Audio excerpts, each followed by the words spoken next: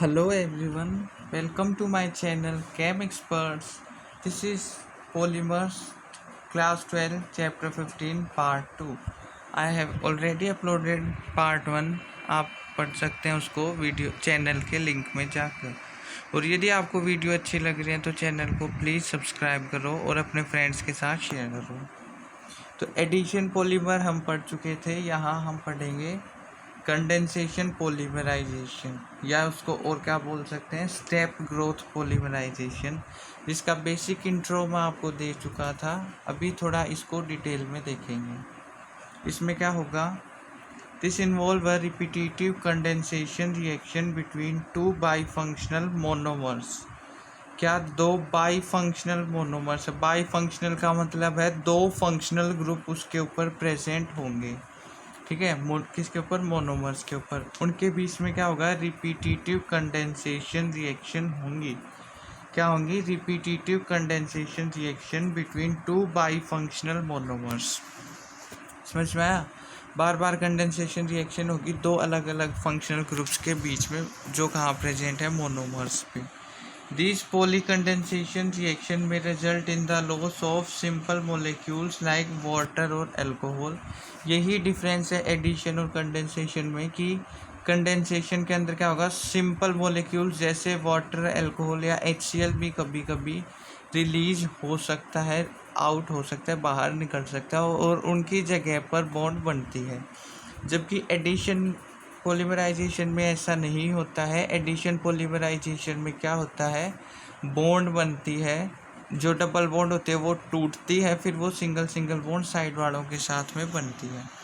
This is known as step growth polymerisation. इसीलिए इसको step growth polymerisation बोलते हैं, क्योंकि एक एक स्टेप में ये ग्रो होता है। फिर है सम कॉमन एग्जाम्पल्स, कुछ कॉमन एग्जाम्पल्स। सबसे पहले पोलीएमाइड्स। पोली आपको पता है मेनली, एमाइड्स मतलब NH2NH3, ये वाले ग्रुप जहाँ पे प्रेजेंट होंगे। अमोनिया के डेरिवेटिव्स जो होते हैं ना, वो एमाइड्स होते हैं, यानी NH2 वाले, RNH2। Polymers possess amide linkage, sorry amides क्या होते हैं, CONH लिंकेज जहाँ होती है, CO यानी कार्बोनिल, NH2 का जो होता है वो अमीन का लिंकेज जो होता है वो हो, तो CONH को क्या बोलेंगे, एमाइड लिंकेज। ठीक है, एमाइड वही होता है CONH वाला, वो अमीन होता है। RNH2 मतलब अमोनिया में एक हाइड्रोजन हटा के कोई कार्बन की चेन जोड़ दें तो वो अमीन होगा। These polymers are popularly known as nylons. इनको पॉपुलरली क्या बोलते हैं, नाइलॉन्स। एग्जाम्पल है नाइलॉन जो है वो क्लास है कंपाउंड्स की, ठीक है, एक पॉलीमर्स की क्लास है। एक अकेला नाइलॉन एक अकेला नहीं होता, नाइलॉन्स भी बहुत सारी तरह के हो सकते हैं। एग्जाम्पल है, जैसे सबसे पहला है नाइलॉन 66।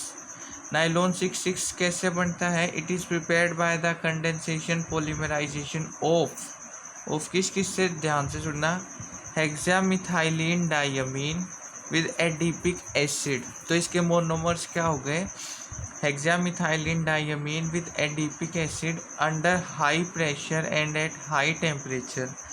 हाई टेम्परेचर और हाई प्रेशर के ऊपर बनते हैं, किस किस से, हेक्सामिथाइलिन डायमीन और एडिपिक एसिड से। काम क्या आता है, it is used in making sheets, bristles for brushes and in textile industry. क्या क्या काम आता है शीट बनाने के, ब्रश जो हम लेते हैं, देखो जो हमें प्लास्टिक जैसे दिखते हैं, सॉफ्ट वाले जो ब्रिसल्स होते हैं वो नाइलॉन 66 के बनते हैं bristles. And in textile industry, कपड़े भी सुने होंगे, नाइलॉन का कपड़ा है, ऐसे कुछ सुना होगा आपने, ठीक है। अब इनका स्ट्रक्चर देखते हैं। हेक्सामिथाइलिन डायमीन, तो हेक्सा का मतलब 6, मिथाइलिन का मतलब CH2, तो CH2 6 टाइम, और डायमीन का मतलब है 2 बार NH2 ग्रुप, तो एक बार ऊपर NH2 एक बार नीचे NH2, ये क्या हो गया, हेक्सामिथाइलिन डायमीन। अब दूसरा है एडिपिक एसिड। एडिपिक एसिड में क्या करेंगे, 6 कार्बन लेंगे, स्ट्रेट चेन में जोड़ेंगे, ऊपर ऊपर COH बना देंगे, नीचे नीचे COH बना देंगे, बीच वालों को CH2 बना देंगे। तो ये स्ट्रक्चर हो जाएगा एडिपिक एसिड का। बनाकर देखोगे ना, बहुत सिंपल लगेगा, एक बार लिखते ही याद हो जाएगा। फिर आपको क्या करना है, यहाँ से OH निकालना है, यहाँ से H निकालना है ना। फिर इन दोनों के बीच में CO और NH की लिंकेज बनानी है, वो हो जाएगी एमाइड लिंकेज। और इससे जो फिर इधर का H निकाल के एक बॉन्ड खाली बना देना, इधर का OH निकाल के एक बॉन्ड खाली बना देना, और S जो पॉलीमर बनेगा वो क्या हो जाएगा, नाइलॉन 66 का पॉलीमर हो जाएगा। ठीक है, इधर बॉन्ड क्यों बनवाई है, इसका मतलब ये कि ये सिर्फ 2 मॉलिक्यूल ही नहीं बन रहे, स्टेप बाय स्टेप और बहुत सारे बॉन्ड्स इधर बनाएगा। N का मतलब है N नंबर ऑफ एटम्स यहाँ पर है, या फिर N नंबर ऑफ मोनोमर्स जुड़ गए, यानी बहुत सारे हैं, हम बता भी नहीं सकते इतने। सेकंड है नाइलॉन 6। ध्यान रखना थोड़ा सा ही डिफरेंस है नाइलॉन 66 और nylon 6। It is obtained by heating caprolactam with water. इसके मोनोमर्स क्या हुए, कैप्रोलैक्टम है, जिसको वाटर के साथ हाई टेम्परेचर पर यूज़ करते हैं। It is used for manufacture of tyre codes. Tyre के जो कोड्स होते हैं वो फैब्रिक्स एंड रोप्स बनाने के काम आता है नाइलॉन 6। ठीक है, नाइलॉन 6 एक ही बार 6 है तो इसका एक ही मोनोमर है कैप्रोलैक्टम, और नाइलॉन 6 2 बार है तो उसके 2 मोनोमर हैं। ठीक है, ध्यान रखना, एक अकेला है वो कैप्रोलैक्टम है, 2 बार है वो हेक्सामिथाइलिन डायमीन और एडिपिक एसिड है।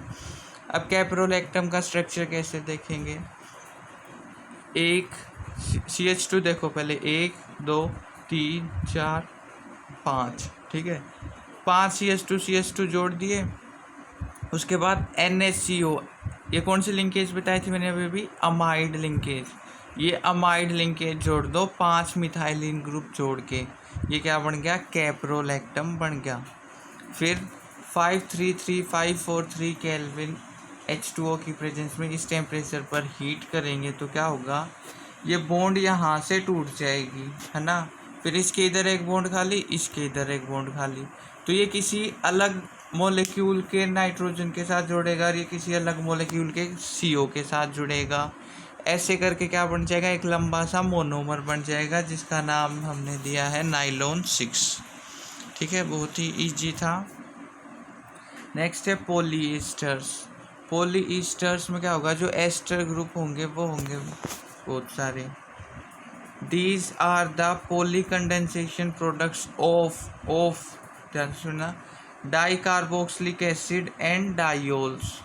ठीक है, डाई कार्बोक्सिलिक एसिड और डायोल। कार्बोक्सिलिक एसिड यानी COH ग्रुप हो दोनों साइड, और डायोल हैं जैसे OH ग्रुप हो दोनों साइड। ठीक है, एग्जाम्पल इसका टेरिलीन, या जिसको हम और क्या बोलते हैं, डेक्रोन बोलते हैं। इसमें क्या होगा, CH2OH, ये क्या होगा, इथाइलिन ग्लाइकोल, इसको रिएक्ट करवाया टेरेप्थेलिक एसिड। टेरेप्थेलिक एसिड का मतलब क्या होता है, बेंजीन 1,4 डाई कार्बोक्सिलिक एसिड, यानी बेंजीन लेंगे और 1,4 पे COH ग्रुप लगाएंगे। ठीक है, तो ये क्या बन जाएगा, टेरेप्थेलिक एसिड। दोबारा वही एमाइड लिंकेज, इधर से OH गया, इधर से H गया, इनके बीच में बॉन्ड बन गई, ये बॉन्ड बन गई। अब क्या होगा, इधर से बॉन्ड खाली करा दो, इधर से बॉन्ड खाली करा दो, ऐसे स्क्वायर ब्रैकेट लगा के चेन निकाल दो, ये क्या बन जाएगा, पॉलीमर बन जाएगा, जिसको हमने नाम दिया terylene. It is used as a polymerized product and is used in blending with cotton. Polyester को कॉटन के साथ मिक्स करते हैं, एंड वूल फाइबर, वूल के साथ भी मिक्स करते हैं, and also as glass reinforcing materials in safety helmets. और जो सेफ्टी हेलमेट्स होते हैं उनमें ग्लास के ऊपर भी लगाते हैं। ठीक है, तो टेरिलीन भी इम्पोर्टेंट है। नेक्स्ट है फिनोल फॉर्मल्डिहाइड पॉलीमर। तो देखो, इससे आसान तो क्या ही होगा, जब इन्होंने मोनोमर्स भी बता दिए, अलग से नाम नहीं दिया, तो इसके मोनोमर्स क्या होंगे, फिनोल और फॉर्मल्डिहाइड।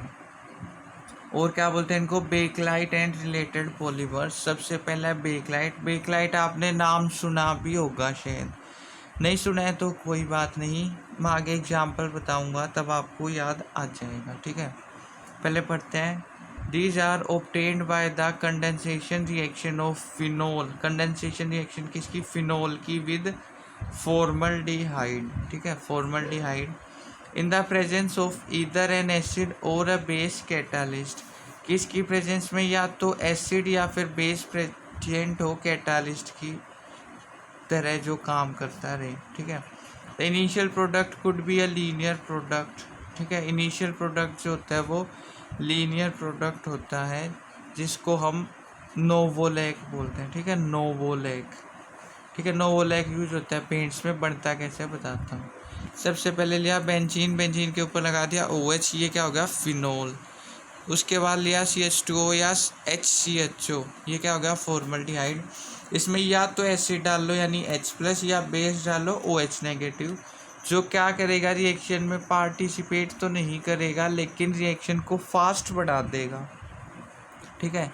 तो इसमें क्या होगा, यहाँ पर एक H था है ना, वो H हटाया और इसको यहाँ पे जोड़ दिया और वो H भी इसमें जोड़ दिया तो बन गया CH2OH। यहाँ का H हट के इस पे जुड़ेगा और ये इस पे जुड़ जाएगा CH2OH, ठीक है, ये बन गया। फिर क्या होएगा, ये ऑर्थो पे जुड़ गया, ऐसे ही पैरा पैरा पर जुड़ जाए, ऐसे ही दोबारा दूसरी वाली ऑर्थो पोजीशन पर भी जुड़ जाए, ऐसे हो सकता है ना। मतलब ये तीनों तरह के पॉलीमर्स हमें मिलेंगे।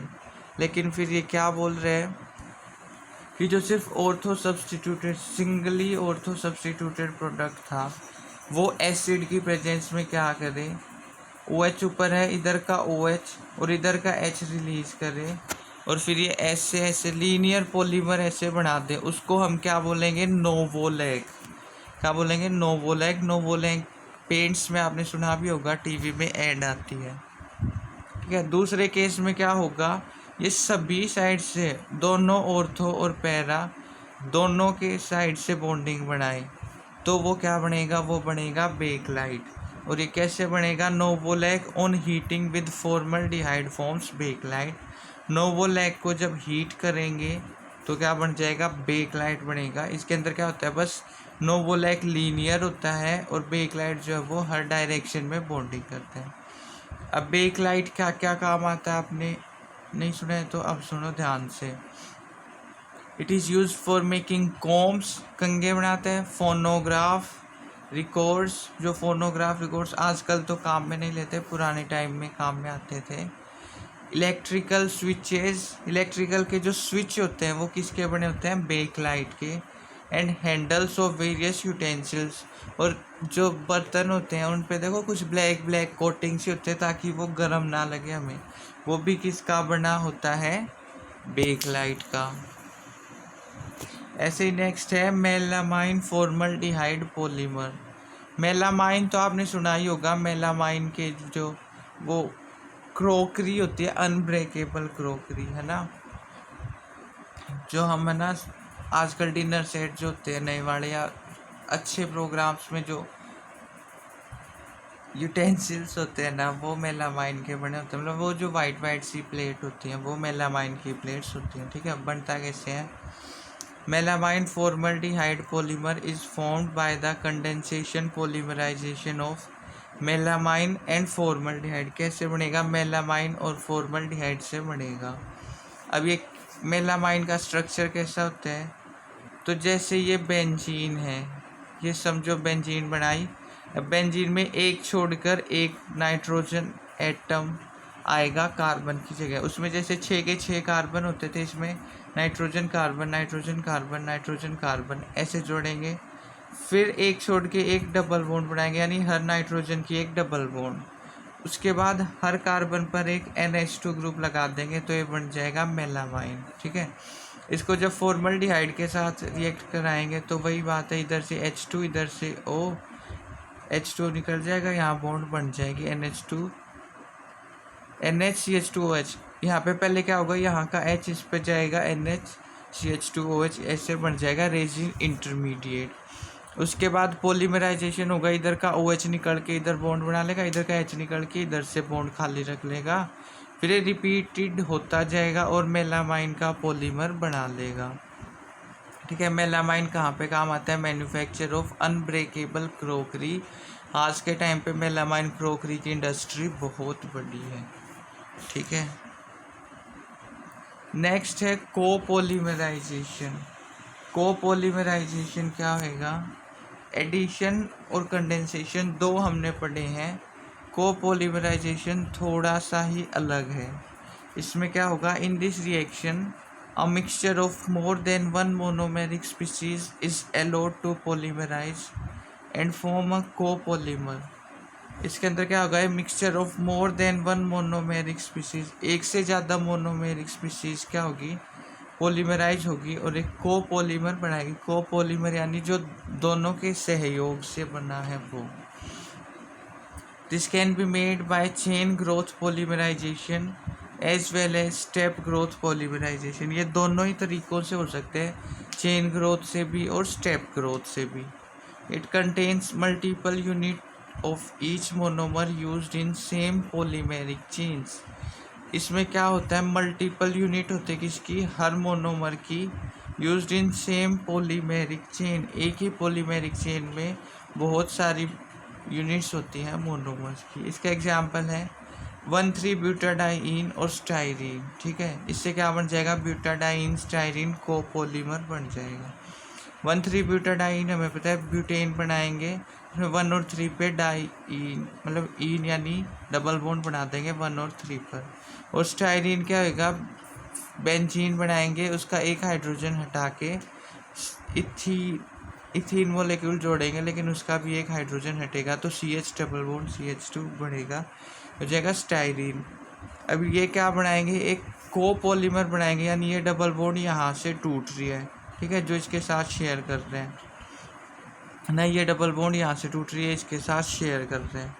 ठीक है, तो ये क्या बन गया, कोपोलीमर बन गया, जिसको हम और किस नाम से जानते हैं, ब्यूना एस के नाम से भी जानते हैं। ठीक है, बहुत ही इम्पोर्टेंट है। नेक्स्ट है यहाँ पे रबड़। रबड़ क्या होता है, रबड़ सबसे पहले हम देखते हैं नेचुरल रबड़ क्या होता है, कैसा होता है। नेचुरल रबड़ is a linear polymer of isoprene. Isoprene क्या होता है, 2-मिथाइल 1,3-ब्यूटाडाइन। 1,3-ब्यूटाडाइन था, उसमें 2 पोजीशन पर मिथाइल जोड़ दिया। ठीक है, उसका लीनियर पॉलीमर होता है नेचुरल रबड़। इसको और क्या बोल सकते हैं, ऑल्सो कॉल्ड है सिस 1,4 पॉली आइसोप्रीन। सिस 1,4 पॉली आइसोप्रीन भी इसको बोल सकते हैं। ये हो गया नेचुरल रबड़। लेकिन नेचुरल रबड़ बहुत ज़्यादा सॉफ्ट होता है, ज़्यादा काम में नहीं आता है। फिर हम क्या करते हैं, वल्केनाइजेशन ऑफ रबड़ करते हैं। वल्केनाइजेशन का मतलब क्या, the process of heating a mixture of raw rubber with sulphur. जो रो रबड़ है उसको हीट करें सल्फर के साथ, and N appropriate additive in a temperature range, और एक एप्रोप्रिएट टेम्परेचर रेंज में हीट करें बिटवीन 373 केल्विन टू 415 केल्विन। ठीक है, किसके साथ, सल्फर डाल दें और इस टेम्परेचर पर हीट करें रबड़ को, तो क्या होगा, उसकी कुछ क्वालिटीज़ इंक्रीज होगी। क्या होगा, इम्प्रूव अपॉन फिजिकल प्रॉपर्टीज़, उसकी फिजिकल प्रॉपर्टीज़ इम्प्रूव होगी, जैसे इलास्टिसिटी और स्ट्रेंथ, ये सब क्या हो जाएंगी, इंक्रीज हो जाएगी। ठीक है, इसमें क्या बन जाएगा, ऊपर नीचे बीच में सल्फ़र की बॉन्ड्स बन गई। ठीक है, सल्फ़र के क्रॉस लिंक हो गए, तो वल्केनाइजेशन ऑफ रबड़ का मतलब क्या हुआ, उसके अंदर सल्फ़र हम इंट्रोड्यूस कर रहे हैं। नेक्स्ट है सिंथेटिक रबड़। सिंथेटिक रबड़ में क्या होगा, synthetic rubbers are either homopolymers of one three butadiene derivatives, कि 1,3-ब्यूटाडाइन डेरिवेटिव्स जो हैं या तो उनके होमोपोलीमर्स होंगे, और कोपोलीमर्स ऑफ 1,3-ब्यूटाडाइन और it's derivatives with another unsaturated monomer. मतलब हमें पता है नेचुरली उसमें 1,3-ब्यूटाडाइन है, तो उसके चाहे होमोपोलीमर बनाए, चाहे कोपोलीमर बनाए, चाहे डेरिवेटिव बनाए, ठीक है, चाहे कोई और मोनोमर उसमें ऐड करें, वो क्या होगा, रबड़ में कुछ नई प्रॉपर्टी इम्पार्ट करेगा, और उसको बोला इसने सिंथेटिक रबड़। जैसे एग्जांपल्स अब हम देखते हैं, नियोप्रीन या पॉलीक्लोरोप्रीन। इसमें क्या होगा, नियोप्रीन का स्ट्रक्चर कैसा, 2-क्लोरो 1,3-ब्यूटाडाइन। 1,3-ब्यूटाडाइन था, उसमें 2 पोजीशन पे मिथाइल की जगह क्लोरीन जोड़ दिया, उसका पॉलीमराइजेशन करेंगे तो एक रबड़ जैसा ही पॉलीमर बन जाएगा, नियोप्रीन जिसको हम बोलेंगे। ठीक है, उसमें और नेचुरल रबड़ में और नियोप्रीन में क्या डिफरेंस है, उसमें 2 पोजीशन पर मिथाइल था, इसमें 2 पोजीशन पर क्लोरीन ग्रुप है। साइज़ दोनों का ऑलमोस्ट सिमिलर सा ही है ना। तो थोड़ा सा डिफरेंस आएगा, थोड़ी अलग प्रॉपर्टी का रबड़ हमें मिल जाएगा। नेक्स्ट है ब्यूना एन। नेचुरल को हमने क्या बोला था, ब्यूना एस, ये है ब्यूना एन, सॉरी इसके यूज रह गए। नियोप्रीन किस में काम आता है, it is use for manufacturing conveyor belts, gaskets and hoses. Conveyor belts क्या होते हैं, आटा चक्की देखिए आपने, आटा चक्की के नीचे जो पुरानी वाली जो आटा चक्की होती है जिसमें एक ब्लैक कलर का बेल्ट होता था, है ना, वो घूमता रहता था, वो होता है कन्वेयर बेल्ट। ऐसे ही गास्केट्स और होजेस जो होते हैं ना, इलेक्ट्रिकल अप्लायंसेस होते हैं, ठीक है। नेक्स्ट है ब्यूना एन। नेचुरल वाला था वो था ब्यूना एस, ठीक है, ये है ब्यूना एन। तो इसमें और उसमें क्या डिफरेंस है, 1,3-ब्यूटाडाइन और एक्राइलोनाइट्राइल। एक्राइलोनाइट्राइल में क्या होगा, इथीन जो है, इथीन में एक हाइड्रोजन को हटा के साइनाइड ग्रुप जोड़ दिया ऊपर, ठीक है, ये क्या हो गया एक्राइलोनाइट्राइल। इनका जो हम पॉलीमर बनाएंगे वो बनेगा ब्यूना एन। और एक क्या काम आता है, it is use in making oil seals, oil पे सील लगाने के, टैंक लाइनिंग एट्सेट्रा, टैंक पे लाइनिंग लगाने के, because it is resistant to the action of petrol, lubricating oil and organic solvents, क्योंकि इसमें जो भी ल्यूब्रिकेटिंग ऑयल या पेट्रोल होते हैं वो सब भी इसको स्मूथ नहीं बना पाते, इसलिए ऑयल्स वगैरह पे जो सील लगानी होती है तो वो ब्यूना एन की लगाते हैं। फिर है मोलिकुलर मास ऑफ पॉलीमर्स। बोल रहा है polymers contain chains of varying length and hence its molecular mass is expressed as an average, कि इनका मास है ना, हर किसी की लेंथ अलग अलग हो सकती है, तो उनका मोलिकुलर मास है ना एन एवरेज के हिसाब से बताया जा सकता है, एग्जैक्ट हम मास नहीं बता सकते हैं। और molecular mass of polymers can be determined by chemical and physical methods. अलग अलग various chemical and physical method से हम इनका मोलिकुलर मास डिटरमाइन कर सकते हैं, लेकिन वो हमारे सिलेबस में नहीं है, इसलिए हम उसको ज़्यादा डीप में नहीं पढ़ेंगे। नेक्स्ट ये बोल रहा है बायोडिग्रेडेबल पॉलीमर्स। ये बहुत ही इम्पोर्टेंट कंसर्न है, हो सकता है इस पर क्वेश्चन आए, ध्यान से सुनना। Large number of polymers are quite resistant to the environmental degradation processes and are thus responsible for the accumulation of polymeric solid waste material. This may lead to environmental pollution. क्या बोला कि बहुत सारे polymers जो है ना वो environmental degradation से रेजिस्टेंट होते हैं, यानी बैक्टीरिया या धूप वगैरह उन सबको गला नहीं सकते हैं सर, मतलब उनको डिकम्पोज नहीं कर सकते हैं, डिग्रेड नहीं कर सकते, उनको स्मॉलर यूनिट्स में नहीं तोड़ सकते हैं। तो उससे क्या होगा, ऐसे ऐसे पॉलीमर्स बहुत ज़्यादा एक्सेस में वहाँ पर प्रोड्यूस हो जाएंगे या रखे जाएंगे कहीं पर भी, और उससे क्या हो सकता है, इन्वायरमेंटल पोल्यूशन हो सकता है। इसका बहुत ही कॉमन एग्जांपल आप जानते हैं, अपनी डेली लाइफ में बहुत बार सुनते भी होंगे, प्लास्टिक पोल्यूशन, है ना, या फिर पॉलीथीन्स का आपने सुना होगा कि पॉलीथीन्स जो हैं वो बैक्टीरिया उनको डिग्रेड नहीं कर सकते, इतने अच्छे हैं, इतने नॉन बायोडिग्रेडेबल हैं, है ना। तो वो क्या कर रहे हैं, पोल्यूशन कर रहे हैं, जैसे कोई एनिमल एनगल्फ उनको कर जाते हैं, एनिमल्स यदि उनको खा जाते हैं, फिशेज या काऊ वगैरह, तो भी वो मर जाते हैं। इसके अलावा किसी लैंड पर यदि पॉलीथीन्स है तो वो फिर एग्रीकल्चर के लिए काम की नहीं रहती, या तो फिर उसको साफ़ करना पड़ता है क्योंकि उसको हम डिग्रेड नहीं कर सकते हैं, ठीक है। तो इसलिए क्या ज़रूरत है, so some biodegradable polymers are synthesized to overcome this. इसके लिए कुछ बायोडिग्रेडेबल पॉलीमर्स की सिंथेसिस की गई है, कुछ पे रिसर्च चल रही है, क्योंकि ये सब करना ज़रूरी है ना। तो इसके कुछ एग्जांपल्स हम यहाँ पे देख लेते हैं। सबसे पहले poly hydroxy butyrate co hydroxy valerate PHBB, ये शॉर्ट फॉर्म याद करो, नाम याद हो जाएगा, पॉली, पी से poly, H4 hydroxy butyrate, co hydroxyvalerate, ठीक है। It is obtained by copolymerization of 3 hydroxybutanoic acid. Monomers क्या हो गए? 3 hydroxybutanoic acid and 3 hydroxy pentanoic acid. थोड़ा सा टिपिकल आया है, जो आपको अभी पहली रीडिंग में ही थोड़ा सा टिपिकल लग रहा है। एक दो बार लिख के देखोगे ना, आपको सब कुछ याद हो जाएगा। 3 हाइड्रोक्सी ब्यूटेनोइक एसिड और 3 हाइड्रोक्सी पेंटेनोइक एसिड, इनका स्ट्रक्चर हम नाम को देखकर ही बना सकते हैं, है ना। इनके बीच में पॉलीमराइजेशन करनी है तो क्या करेंगे, यहाँ से OH जाएगा, यहाँ से H जाएगा, इनके बीच में बॉन्ड बन जाएगी।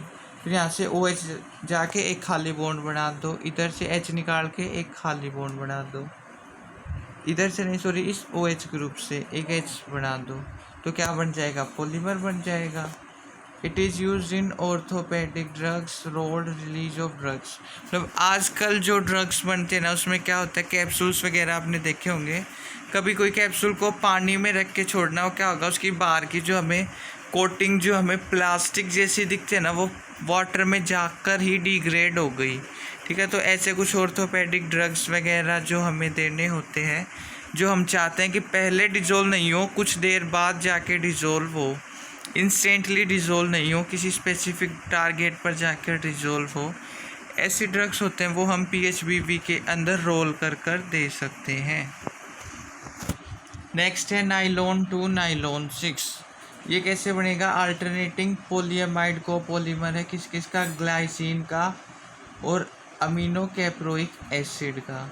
अब इनका स्ट्रक्चर देखो, ग्लाइसिन में क्या होगा? NH2CH2COOH। बिल्कुल सिंपल है ना, NH2CH2COOH। दूसरा है अमीनो कैप्रोइक एसिड में NH2CH2 के 5 और फिर COOH, NH2CH2 के 5 और COOH हो जाएगा अमीनो कैप्रोइक एसिड। इसमें दोबारा क्या होएगा, इधर से OH जाएगा, इसका H जाएगा, इनके बीच में लिंकेज बन जाएगी। फिर इधर से OH जाके एक बॉन्ड खाली निकाल के ब्रैकेट लगा दो, इधर से एक H निकाल के खाली बॉन्ड निकाल के ब्रैकेट लगा दो, इसको N टाइम्स कर देंगे तो ये पॉलीमर बन जाएगा, जो कि एक बायोडिग्रेडेबल पॉलीमर है और एक अल्टरनेटिंग पॉलीएमाइड कोपॉलीमर है। थोड़ा सा है ना चार्ट देख लेते हैं। सबसे पहले पॉलीप्रोपीन। पॉलीप्रोपीन का मोनोमर क्या? प्रोपीन। प्रोपीन का स्ट्रक्चर CH2CH और ऊपर CH3, इसको N टाइम्स, ठीक है। यूजेज है इसके manufacture of ropes, toys, pipes and fibres. Next है ग्लिप्टेल। ग्लिप्टेल के मोनोमर्स हो गए इथाइलिन ग्लाइकोल और थैलिक एसिड, ठीक है। इसका स्ट्रक्चर हो गया ये। इनके मोनोमर्स के स्ट्रक्चर आप खुद से ट्राई करना यहाँ पर देख के। क्या काम आता है? Manufacturers of paints and lacquers. Paints और लेक्वर्स बनाने के काम आते हैं। नेक्स्ट है पॉलीस्टाइरीन। ये बनेगा स्टाइरीन से। कुछ इंपॉर्टेंट हम डिस्कस कर रहे हैं। तो स्टाइरीन में क्या होगा? C6H5 ऊपर CH डबल बॉन्ड CH2, तो डबल ये मोनोमर का स्ट्रक्चर है। तो पॉलीमर में क्या होगा? डबल बॉन्ड टूट जाएगी, इधर साइड में निकल के पॉलीमर्स बना लेंगे, एडिशन पॉलीमर। काम क्या आएगा? An insulator, wrapping material, manufacture of toys, radio and television cabinets, ये सब बनाने के काम आता है। नेक्स्ट है पॉलीविनाइल क्लोराइड, जिसको हम PVC भी बोलते हैं, जिसका मोनोमर हो जाएगा विनाइल क्लोराइड। CH2CHCl हम पढ़ चुके हैं स्टार्टिंग में। क्या काम आता है? Manufacture of rain quotes, vinyl flooring और वाटर पाइप्स, ये सब बनाने के काम आता है। आई होप आपको ये वीडियो समझ में आई होगी। Thanks for watching. यदि अच्छी लगी तो सब्सक्राइब करें और अपने फ्रेंड्स के साथ शेयर करें। Thank you so much.